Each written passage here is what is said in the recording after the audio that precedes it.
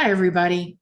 It's Dana Brigman, and I am excited to bring to you this series of videos that are focused on introducing you to educational resources and possibilities that are beneficial to your dog's nutrition and natural wellness plans. I would love to be your mentor, your coach, your consultant, your friend, your affiliate, as you are considering some of the products that we talk about in these webinars and on my Facebook or on my website. This may be from the Volhard line of foods and supplements that now include some of the Adored Beast products, as well as essential oils and homeopathic remedies that are very beneficial to your dog's health. I invite you to sit back, enjoy the show, and feel free to reach out with questions or request for a one-on-one consultation at any time.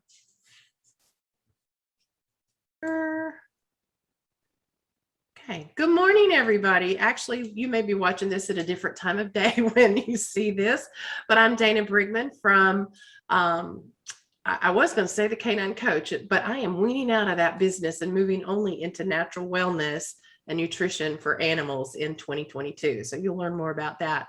But I am so excited to have Dr. Barb Fox back today and to resume our content on veterinary discussions about all things for dogs. And today we're going to be talking about nutrition, dogs who stop eating, and some of the symptoms that we're starting to see in things like irritable bowel syndrome and so on. So we'll dig more into that. But Dr. Barb, welcome. Please tell us about yourself and how people can find you for their telemedicine support. Well, hi, Dina. Thank you so much for having me back on. It's been a while and I'm glad to be back. For those of you who have not heard of me, I am a holistic veterinarian in Northeast Iowa. I am a member of the American Holistic Veterinary Medical Association, the Veterinary Medical Aromatherapy Association, and my local veterinary organization. So what I do as a holistic veterinarian is I look at the entire animal from head to toe, environment, husbandry, everything involved that could be affecting that animal's health. And when you mentioned telemedicine, for those of you who don't know what telemedicine is, this is where I would consult with you over the internet or on the phone or a Zoom call, whatever, about your animal's health. If you've need a second opinion, if you want to take a holistic approach, but you can't find a holistic veterinarian in your area, then I step in and help you out.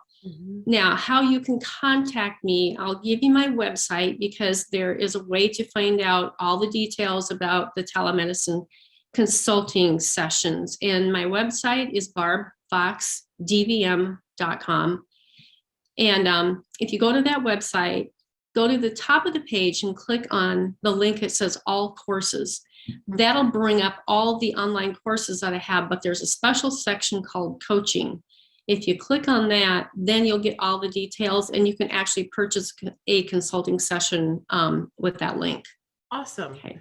Yeah. And so I encourage a lot of people, from a Facebook group or from my own client base to reach out to you. I don't know how many of them always do, but it's certainly something that I think is super important. And I know, I'm not a veterinarian, so there are times when we need veterinary input, especially on those really complicated diagnoses. And I think people, they're looking, but I know in my area, there's no one like you. So I love the telemedicine approach and I have seen it work wonderfully many, many times. So friends, feel comfortable and confident reaching out to Dr. Barb.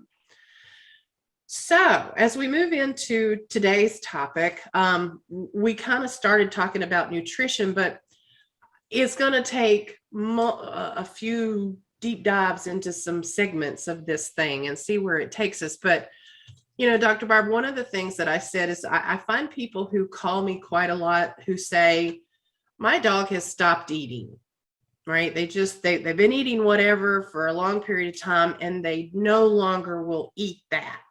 And so they get dubbed as a finicky pet, a finicky eater.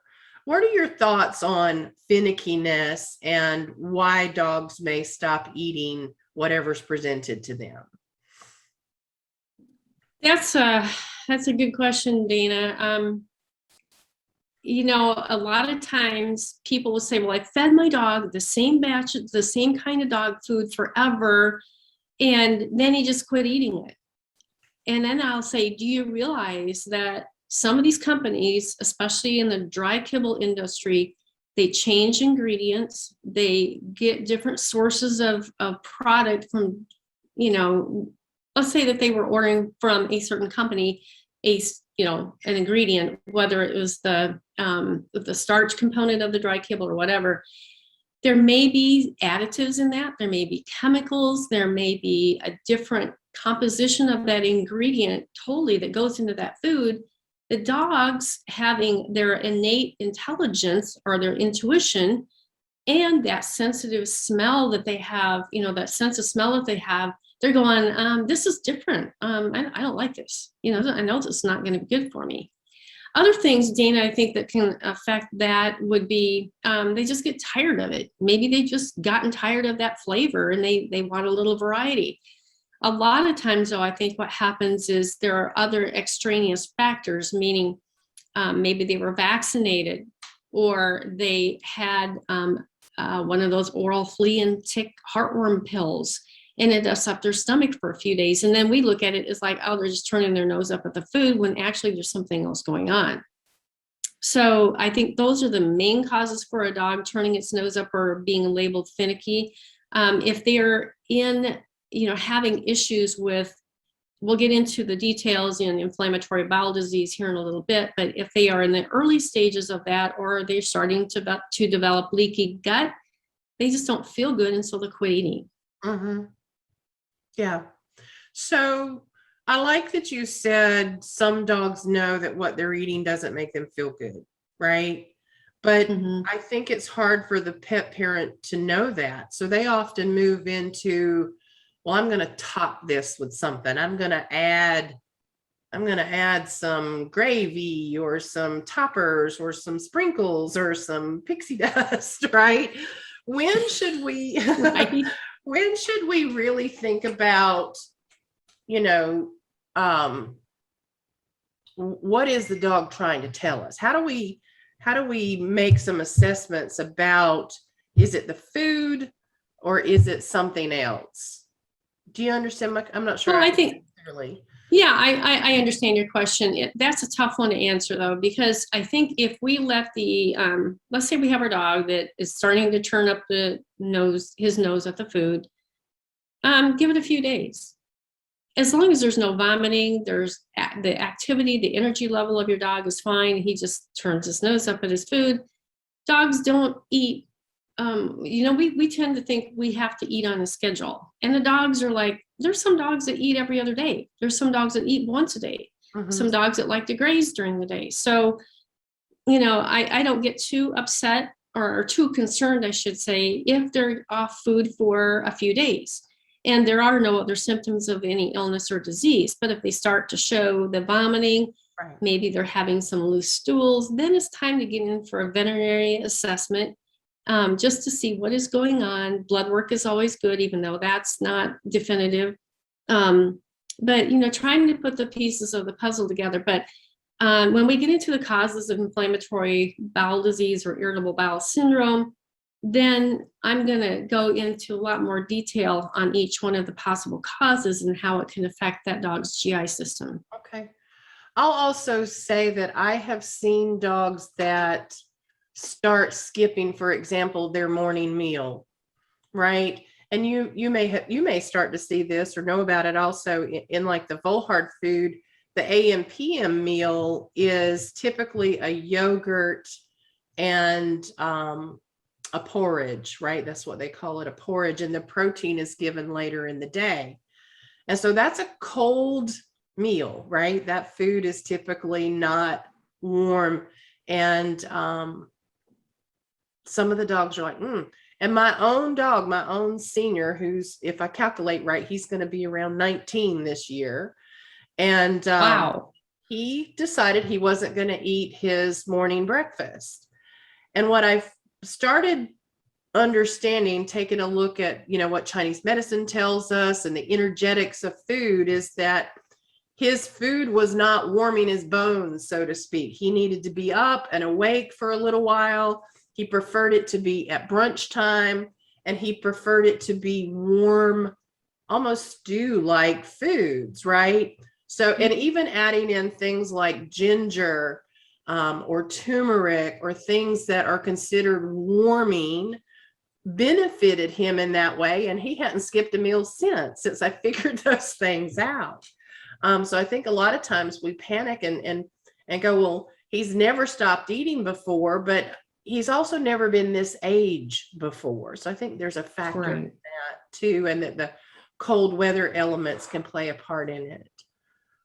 Absolutely. And we have to keep in mind, I know you know this, Dana, and most of your listeners probably do, but just to reiterate that each dog is an individual entity. It's not a one size fits all. So a lot of times if a company makes a recommendation, it is for the average dog. It is not for an individual dog. And so like with your little guy who's 19, he's going, Mom, I need warmth. My little body can't stay warm anymore. And then you were open-minded enough to listen to that and intuitive enough to figure out what he needed. And that's perfect. And that's what we, I teach my clients this all the time. Just because somebody says this about this does not mean it's set in stone for everything or everybody. And I would encourage people to not to get in a rut. People tend to like the consistency and the repetition of what they feed their dog. And our dogs don't always appreciate that, but their dogs also evolve in their need and their preference even. And so I think we have to offer them some variety to help them enjoy it. So, all right. So where am I? Let's talk about irritable bowel syndrome, because I've recently had a client that the dog stopped eating completely. They found that he would basically eat boiled chicken and nothing else. Well, that's not going to sustain him in a thriving capacity for very long. And many, many tests later, the vet decided that it seemed like irritable bowel syndrome, even though it was only a couple of the possible symptoms on the checklist. So what is irritable bowel syndrome? What do we see? And is there anything we can do to prevent it? $1 million question here, Dana. I know. So and I'm going to call it, I don't know, irritable bowel syndrome and inflammatory bowel syndrome are actually two different diseases, but I'm going to lean more toward the inflammatory bowel syndrome type of thing, because irritable bowel to me is more like they're having a on-off with diarrhea and constipation. And inflammatory bowel would be more like what we see with leaky gut. So I'm going to stick with inflammatory bowel, if that's okay with you. I don't think I'd ever made that differentiation, that IBS is either irritable bowel or inflammatory bowel. I did not realize there was a difference. Okay, I'm going to mute myself just a second.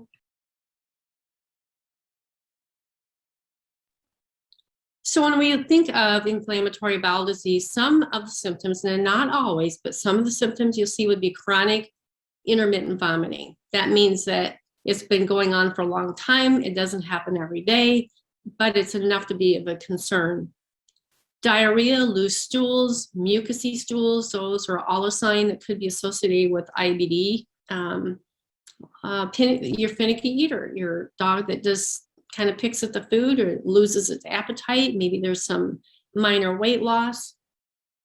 Nausea, and how we know the dog is nauseous if they're licking their lips a lot, if they're starting to drool when they look at their food, and they look at it, but they're like, no, I don't think I want to do that. Their stomach doesn't feel good. Gas, flatulence. A lot of people get, oh, my dog has the stinkiest farts. I hear that in the clinic a lot, and they think it's funny. And I'm like, no, this is a serious issue, because your dog should not be having flatulence. If there's some rumbling gut sounds going on, like the guts are having a block party, that's another symptom to be aware of.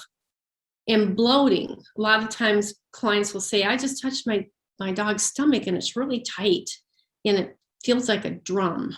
So those are not, like I said, not every dog with IBS or inflammatory bowel syndrome will have that. But when we have several of those symptoms, then we have to start putting the pieces of the puzzle together and looking at that. So I hope that helps. So can you think of any others you've seen, Dana? No, in fact, this was the first incident that I had come across in my client base in, all the years I've been doing this. And so, and the thing that kind of caught me by surprise, and I this dog had been eating well, great nutritious food, this, excellent care overall. And then one day he just quit eating and nothing, none of the topper efforts, anything, trying to get him back on food worked. And so it was concerning to me. And because then I'm looking at my own dog, I'm like, are you going to quit eating one day and have this issue? Right? We all panic. We're all like, oh my God. Right. But how can it be that he eats so many healthy foods and then one day just presented this really complex issue? They went to the vet many, many times and did a number of tests before this diagnosis of it looks like, or we think it's irritable bowel. I guess it's inflammatory bowel syndrome before it came to that. But this notion of he was healthy till he wasn't is pretty alarming. Well, I think, if I have to defend the dog, that there are probably some other symptoms or factors that went on around that same time, Dana, that the owner did not put together. For example, I had a consulting client. The dog is now deceased, but when it was 8 years old, it went in for its annual vaccines and developed a tremendous vaccine reaction. That was a moderate vaccine reaction. I should back up here. And then the dog started having digestive issues shortly after that. The owner didn't think too much of it, even though she had a vaccine injured child. So she did not do the annual vaccines the next year, but she went back 2 years later. They had to board the dog, so they had to have the distemper parvo combination shot plus the rabies shot updated and the kennel cough. And this dog went into full-blown anaphylactic shock right in the veterinary clinic. And they rushed it back, put it on oxygen, got it revived. And that veterinarian was very good. He said, no, do not ever give this little dog any more shots ever again. Well, the dog developed a condition called lymphangia. Fancy name. I had to say that slowly because it's kind of a hard one to say. Lymphangia. Yeah, I was going to say easy for you to say. I can't repeat that. Yeah. Which basically is where the lymph does not flow through the tissues and leaks out of the lymph channels. And so this dog's belly would continually grow large with this lymphatic fluid, kind of a milky substance. And the owner now is totally convinced that it was the vaccines that caused that condition. And we managed it with holistic and conventional medicine for a couple of years, and then they couldn't manage it anymore, and the dog died. But that's just an unfortunate situation. So, but my point in bringing that up was when we look at all the causes of that, we have to take kind of those kinds of things into consideration. When we're giving oral flea, tick, heartworm pills that stay in the body for 90 days, holy moly. I mean, you can just imagine what that must do to the gut. Right. And the liver and the pancreas. And then we blame it on sometimes food, or we wonder why our animal doesn't want to eat. A lot of times people they'll look at only the food, but they don't factor in that the Cheetos that the toddler threw them, or the Cheerios that ended up on the floor off of the high chair, or the neighbor that's slipping the dog a treat over the fence, or the dog that goes out and finds some little dead thing that you're not aware of in the yard and eats it. Mhm. and get sick. So there are so many factors there. So as we think about things that lead to like IBS, leaky gut, just GI issues in general, we tend to think about a food intolerance, and some people will intertwine the term intolerance and allergy together. So this is going to be a two-part question. One is, can feeding the same food continuously lead to an intolerance? And then part two is, what is the difference between intolerance and allergy? Okay, I'll start with the second question first. Okay. So the difference between an intolerance and an allergy is an actual antibody response, like the IgAs, the IgGs, IgMs. These are the immunoglobulins that are affected when an animal has a true allergy. So a true allergy would be like anaphylactic shock, or the facial swelling that you see, the urticaria, which is the hives that the dogs get, the redness in the skin. A food insensitivity, and it could involve, I should go back to allergy, it could involve a major GI issue too. So the difference though with a sensitivity and an allergy is the sensitivity is more of like, I can't tolerate it, but there's not a true allergic response to that ingredient or that protein or that food. Mm-hmm. Does that help you? Mm-hmm. Okay.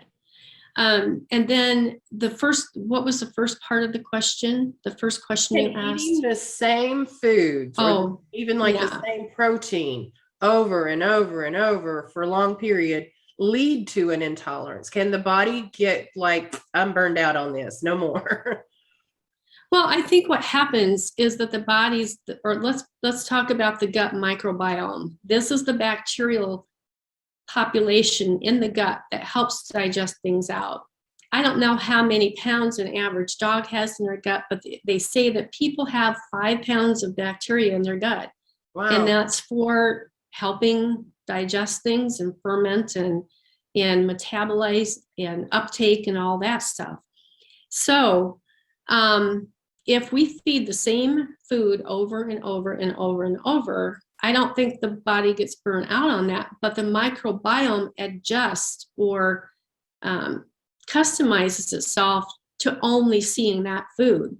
And then you throw in, it'd be like us eating bologna sandwiches for 5 years. And then all of a sudden somebody gives you a nice steak and salad, really healthy food.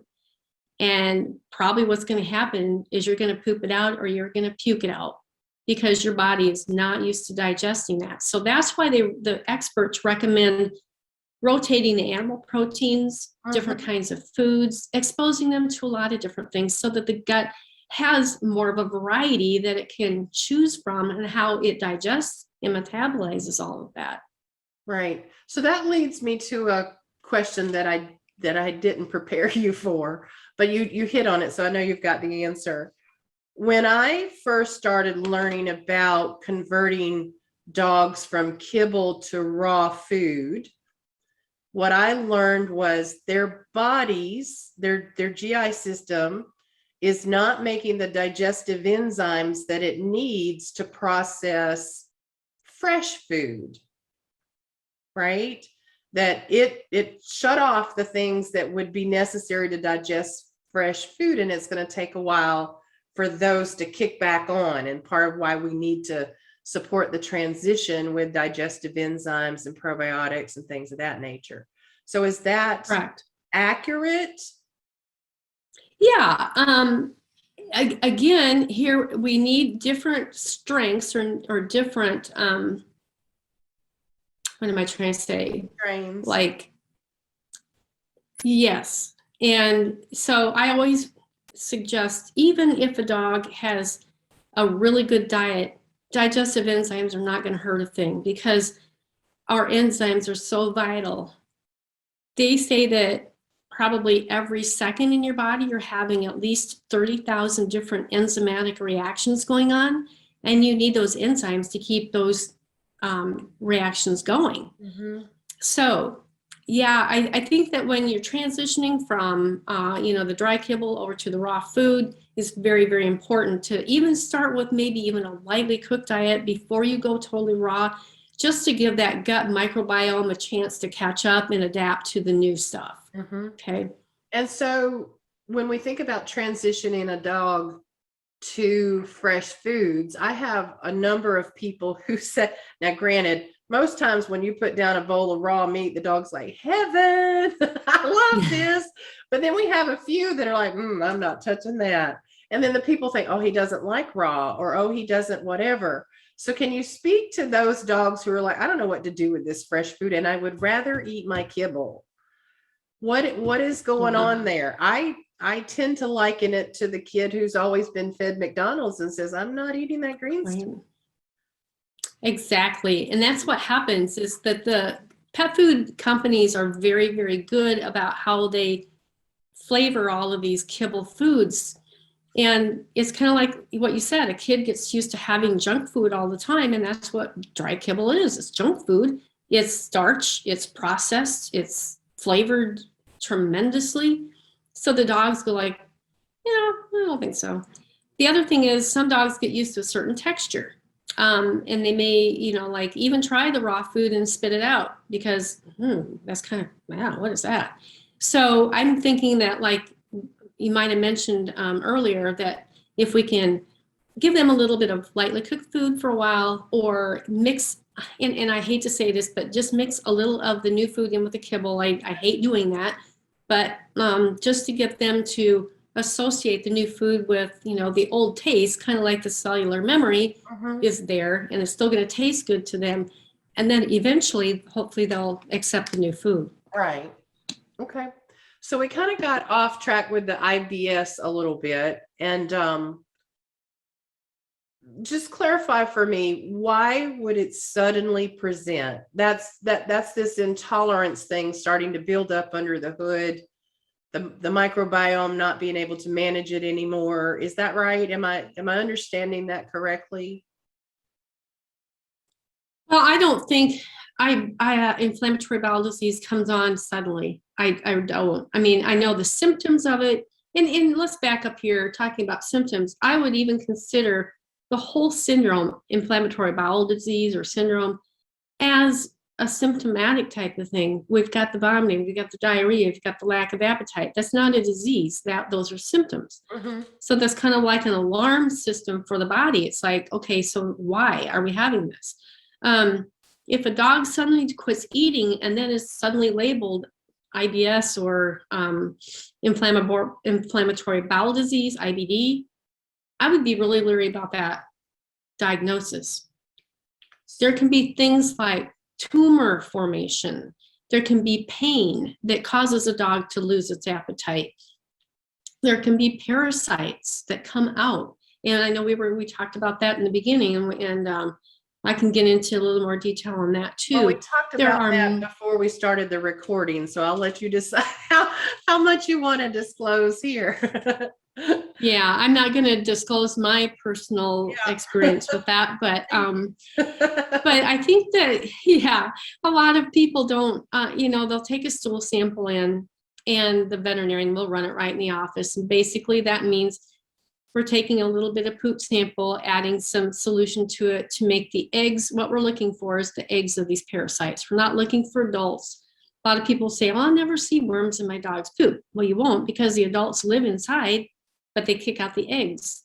And so that's how that parasite keeps its life cycle going. The eggs get back in the environment. Dogs pick it up when they eat grass or walk over the grass or whatever. They get it ingested back into their body, and then the whole life cycle perpetuates. So a lot of these adult worms get really, really smart, and they can put like this little armor around them, which we call a cyst, CYST.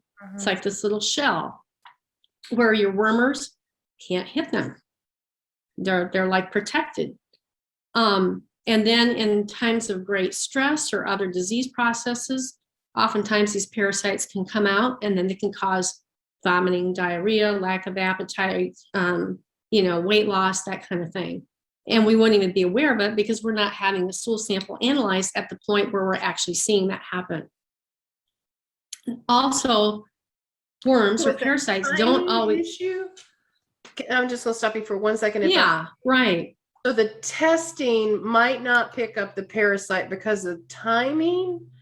Not that the test is incapable of it, but it's just a timing thing. Correct. Okay. Correct.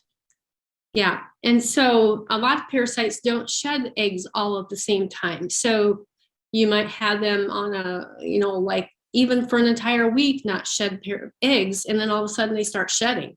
So if you take a stool sample and when they're not shedding eggs, you get a negative result, which really isn't negative. Mm-hmm. Which is why for those people who've been following me or go back and watch some of the videos, we often talk about now like this quarterly cycle of parasite purging management protocols, that sort of thing. So right. And the other thing the other thing is a lot of parasites will come out on a full moon. Yes, I've heard so that's the time to run a stool sample into your veterinarian and also think about deworming at that time. Yes. I need to add that to my parasite protocol is the moon. I knew that, and I talk about it every time there's a full moon, but I don't think I've written it down in that way. That's why I love these. It reminds me so many things. Okay. So what can we do proactively to keep gut health happy? I mean, last time we talked about leaky gut. Today we're talking about IBS. To me, there's some similarities there, right? It's all the same. It's all the same data. We have different names for the same thing. Okay. So the approach is then what, from your point of view, to stay healthy? What's the approach? Yeah. It's tough. And one thing that I wanted to hit on before we move on is the emotions of the household. Yes. Not everything is physical.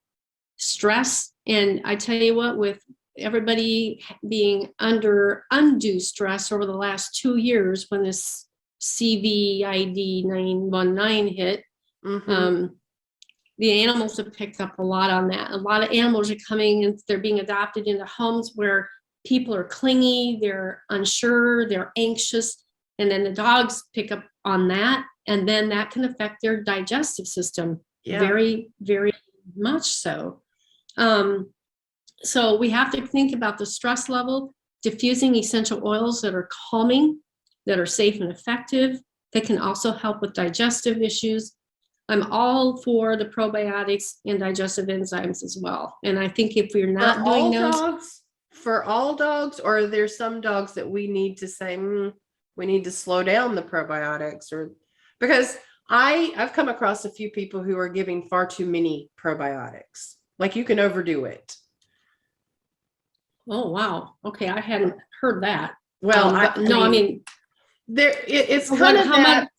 It's kind of that I'm in this group and I'm in this group and this dog mama said and this person said, and so they've got multiple sources of probiotics going in simultaneously, and it's overwhelming everything.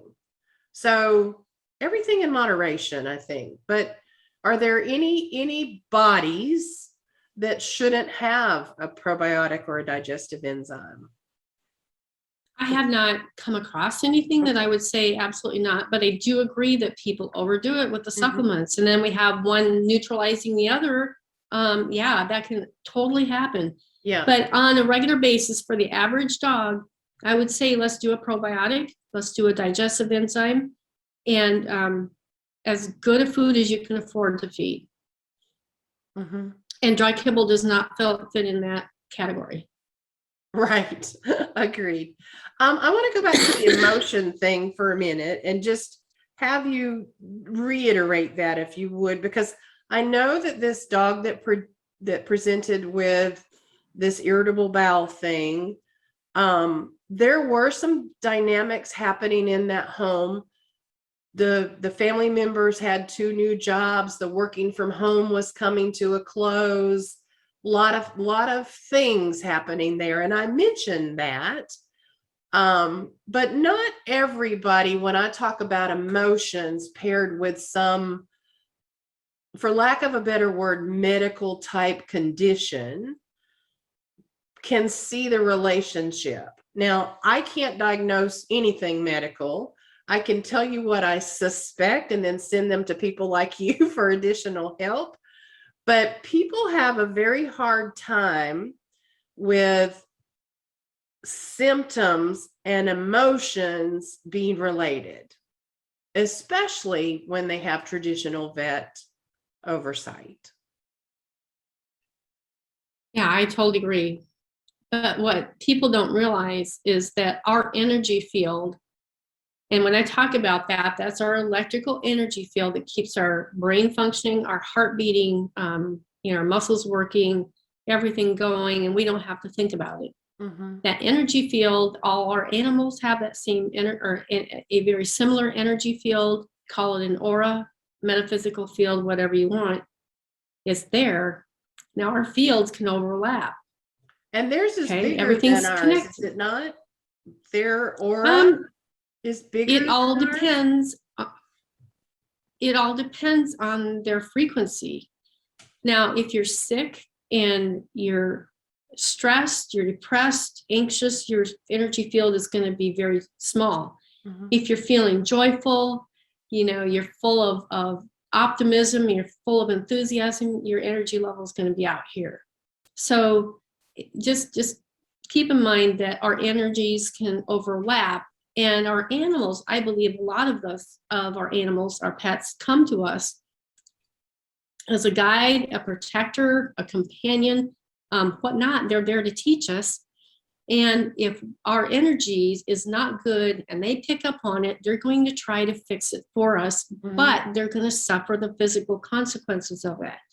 And I think, Dana, it's really hard for some people to admit that they're having issues, and that might be affecting their pet's health. They don't want to, subconsciously, they don't want to admit it. I wouldn't want to admit that. But yet, Right. when I'm working around my horses and stuff, I've got to make sure that my energy is good to keep them healthy and to keep them from being scared or anxious. Mm-hmm. And so I'm sure you see that in the dog training business. Yeah. That people who are not healthy themselves emotionally or mentally, their animals may have some issues as well. Mm-hmm. I've seen it in just like a single lesson, right? And not extreme in every case. Some of them are extreme, but even a situation where the handler, the owner, is trying to walk their dog who's leash reactive, and that dog is a nightmare. And I take the leash and do the same exercise, and the dog's like, okay, we got this, right? And the dog owner's like, what are you doing? And I'm like, it's a confidence thing, and I have to help you achieve that. Right. And one lady, God bless her little dog's name was Maestro, a little fluff ball, and he was a nightmare to walk in their little community. And I took her out to the park one day, and I made her walk the dog, and I said, I want you to tell me a story. Just make up a story, like once upon a time. And we walked the entire park with her talking, and the dog had 0 reactions. And I said, look where we are. And she said, I don't even know how this happened. And I said, it's because you were not focused on his drama, and he wasn't therefore not focused on yours. And you had an enjoyable walk because you weren't fixated on it yourself. So yeah, Correct. It all is intertwined. Absolutely. Yeah, totally agree.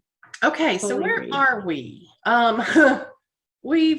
Okay, I had asked you covered it's okay for a dog to skip a few meals if they choose to do so, or even for us to say, I'm not going to offer you anything if we think they've gotten into something that they shouldn't, and let them fast for a couple of meals. It's all about their vibrancy, right? It's all about, are they really acting symptomatic, or are they like, because there are moments that I don't want to eat, right? There are days that I'm like, I'm good. and we need to respect that. Right. When should we explore all those toppers, or should we? The Yeah, I know. I'm Pixie just trying to figure dust. out how I want to. Yeah. Yeah. It would be like if you're not hungry, if you're just not hungry for anything, and I put some cinnamon sugar on your toast, and you don't want toast. I mean, are you still going to eat the toast? You're probably not. So I don't know.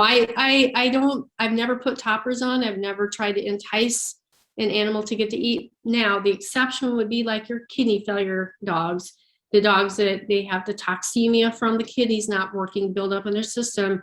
They don't feel like eating. We're going to try to get them at least something that to keep their caloric intake up, you know. But for the average dog that just doesn't want to eat for a few days, I don't do the toppers. Okay. Do you think people move too quickly to putting in the dollops of pumpkin, or, oh, let's do chicken and rice for a few days, which I don't even offer it to my clients as a suggestion anymore, but it's such the old approach of, oh, let's feed them a bland diet for a few days. Do you think we jump to that too fast? I do. I have a lot of clients that will bring their dog in just because he hasn't eaten breakfast. They'll go and they want a physical exam. He didn't eat breakfast this morning. And they'll pay a $63 office visit to have me say there's nothing going on here. I see this more frequently, and I think it's more the anxiety that people are experiencing themselves that is leaking over into the animals. But for the most part, you take a farm dog and they'll go out and eat some roadkill. They may not eat for 2 days. They may, I mean, it's just like, if you think about wild dogs, they're not on a feeding schedule. They eat when they are hungry. So yes, I do think that people rush it sometimes too much. Yeah. As far as, I see, so I'm shifting ever so slightly, but still in the same topic of good, nutritious food. I see more and more people who start to say, I'm feeding raw, or I'm making homemade food. And when I drill into that, the recipe is significantly lacking in nutrient. What should we be mindful of when we're starting to make those shifts into DIY foods? Well, I think people need to be educated. Here, I'm just going to start by saying, Dana, that a lot of your regular veterinarians will say, do not, make your own homemade food. And if they do, they say contact a veterinary nutritionist, a board certified veterinary nutritionist. I'm saying, animals are not rocket science. If you had a dog out in the wild, what's it going to eat? It's going to eat the rabbit that it catches. It might eat some roadkill it found. They're not gonna, what am I trying to say? The dog is not gonna worry about, did I get enough carbs? Did I get enough vegetables? Did I get enough this? They go on their intuition, what God gave them intuitively. And so they may be getting different nutrients from different sources at different times. That's a wild dog. Our domestic dogs do not have that ability to go out and forage here and there and pick up different things. So if we keep in mind that the dog is a carnivore first, yes, he's an omnivore, meaning he can eat garden of vegetables and some fruits and meat, that kind of thing. We need to keep the carnivore in mind. And that is one of the things. There are really a lot of good recipes, but I try to get people to contact a holistic veterinarian that has some kind of nutritional specialization, and at least start with, the very basics there. Yeah. And if somebody doesn't want to do a homemade diet, I mean, you've got the Volhard food, you've got some really good diets out there that are freeze dried. All you do is reconstitute with water. I mean, it's a no-brainer. And then people don't have to worry about getting the wrong stuff in there. Right. Well, what I see, I think often is that they're missing like the calcium. They're missing that, what would have come from the bone element, right? And we can get it from a lot of sources, even eggshells, but they're missing that, or they're missing fat, or they've got still 60 some percent carbohydrates. And I'm like, oh my goodness, right? That they're just, they're putting together what I call the chicken, rice, peas and carrots recipe, and it's just not going to be healthy long term. So there are some basic guidelines to follow. They're not hard. And like you said, it's not rocket science. If we just create that variance from time to time and make sure some of the core categories are covered, I think we're far better than we would be with kibble. But people think they're doing they're doing the best they know how to do, but they think they're doing right by their dog by changing away from kibble, but they've missed some key elements. And so I want to make sure people get help for that. Right. I had a client that I was filling in for another clinic, and when she came in, her dog was on some kind of really bad food, dry food. So I told her to, get off of that food and look at, gave her some other ideas on what to do. Next time she comes into the clinic, she goes, I thought I'd tell you I'm making Fido's, I'm just going to use Fido for a name, Fido's food. I said, oh, that's great. What are you putting in it? Chicken liver. That's all? I said, what else? What else? Just chicken liver. And I'm like, oh, smacked my head, she thought that just the chicken liver was going to be adequate there. So I had to do the talk with her about everything else she needed to have in there. And a lot of people, like you said, don't think about calcium. They don't think about adding the extra fatty acids and that kind of thing. And the organ meat's a big one they miss too. They'll put a lean piece of chicken in there, but they miss the chicken liver or the gizzard or the heart or whatever, So All right. Well, I think based on my little list of questions, I think we've covered it all. Is there anything that you would like to add to this topic that I didn't ask you? I just think that people need to remember that when we have digestive issues, it's a multifactorial syndrome, meaning that we've got a lot of things to take into consideration. And like I said before, the toddler that throws the food, or the people that only think about the food and not the treats they're giving. We could probably do a whole hour on the nasty treat industry, the dog treat industry, Dana. I mean, it'll blow your mind, some of the stuff that they are allowed to put in these dog treats and the raw hides and that kind of thing. So just keep in mind, guys, that it's easy to take care of your animals if we think of their stress level. We think of giving them the best food possible, and then doing your digestive enzymes, your probiotics, making sure you have your right things in your homemade food. It's really easy. Yeah, I've actually tried my hand a few times now at making homemade treats, and my dogs seem to not care that they're homemade. They're like, whatever you give me, I'm happy with, So take them out of things like sweet potato or blueberries, or how when you get a bucket of the freeze-dried liver, at the bottom is all that dust, and you're like, what am I going to do with this? Well, I sprinkle it into the homemade treats now. So, and they're good for you. Yay. So, all right. Well, thank you so much. This has been very informative for me, and I'm sure it'll be informative for the audience. And I will look forward to our next time we do this. So friends, check out Dr. Barb's website. And if you need a consultation, she does telemedicine at barbfoxdvm.com. Yeah. Thank you, Dana. Appreciate it. You're welcome. Thank you. All righty.